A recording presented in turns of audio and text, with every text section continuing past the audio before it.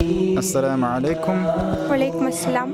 Представьтесь, пожалуйста, и как вас зовут и в какой школе вы учитесь? Аджиева Айлин, школа имени Джанибекова. Максут Вадиана. Аракова Индира. То есть вы школьницы все имени Джанибекова? Да. Машалла. Скажите, пожалуйста, а что вас подтолкнуло прийти на зиарат? Чтобы посмотреть там все интересное, там узнать, волосы посмотреть, там узнать все больше про пророка Мухаммада, да благословит его Аллах и да приветствует, узнать больше, чем мы знали. Чтобы помолиться за своих родных, также посмотреть на религии пророка Мухаммада, салляллаху. Машалла, это очень радует, что подрастающее поколение интересуется исламом и развивается в исламе. Машалла.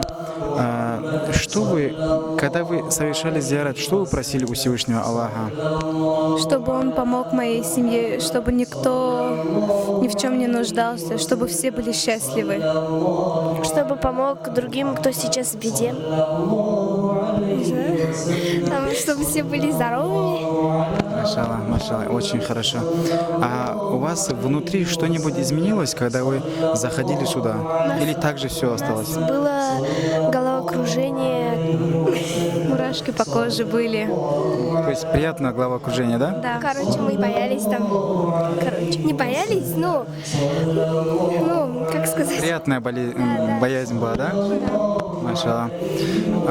Может, у вас есть пожелания, вообще всей школе, может, там какие-то может, у вас пожелания есть, кто еще не пришел сюда? Стоит им прийти сюда или... Чтобы узнать о пророке Мухаммаде, все посмотреть надо же. Я бы хотела пожелать своей тете, чтобы она выздоровела, да, своим близким. Я хочу сказать всем, чтобы никто не пропустил такой знаменательный день, потому что этого уже скоро не будет. Завтра наверняка они уже уезжают, чтобы все успели прийти посмотреть на реликвии пророка Мухаммада.